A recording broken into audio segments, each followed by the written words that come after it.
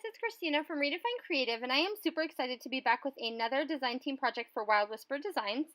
And this month I am playing with the Talk Foodie to Me collection, which is the May release. And this collection, you guys, is so super fun. So are you someone who takes lots of food pictures? So do you take pictures when you go out to eat or when you make something at home? Tell me in the comments below if you are somebody who takes a lot of food pictures, because I never used to be. And we started when we were traveling with our kids, taking them to kind of unique places and trying local restaurants, and we don't ever go to chain restaurants, and we try bakeries and all these kind of experiences when we're on vacation. And so I started taking pictures of food when we were doing those things, and my kids love it. They love seeing those types of food adventures in their albums.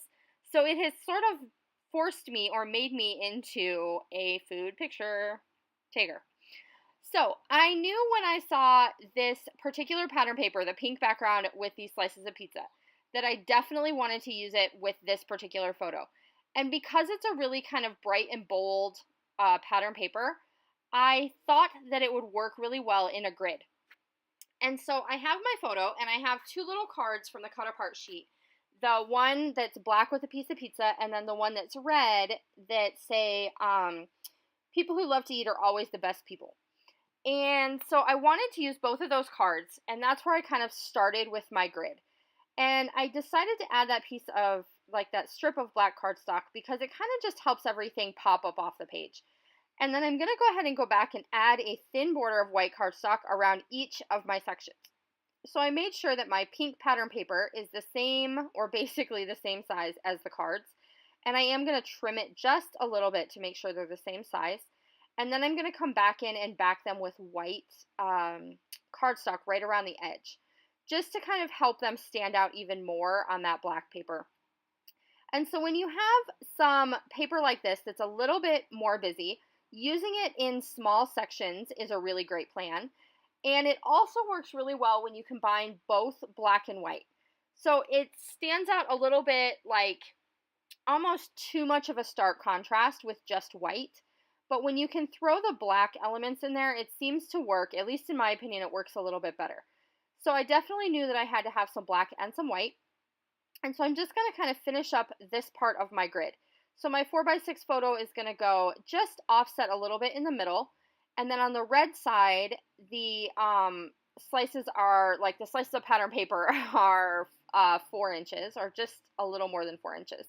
And then the other side, they're just a little more than 3 inches. So it does create it to where my photo is kind of offset just a little bit to the left. And I like that better than having my photo right dead center. I like to have it a little bit offset one way or the other. And then I am going to put it on some dimensional adhesive. And then I'm going to start kind of building my embellishments on the diagonal. And this is something that I have been doing a lot lately. So I kind of have a horizontal element to my layout, and then I have a diagonal that goes through my photo. And so I'm going to build on that diagonal. So I have a few of these little die cut pieces that I am going to just glue directly onto my background. And then I'm going to put some of them on foam dimensional adhesive, just because that creates kind of a better balance and a little bit of interest within my page, because all of these die cuts aren't just flat then, they're all kind of at different heights.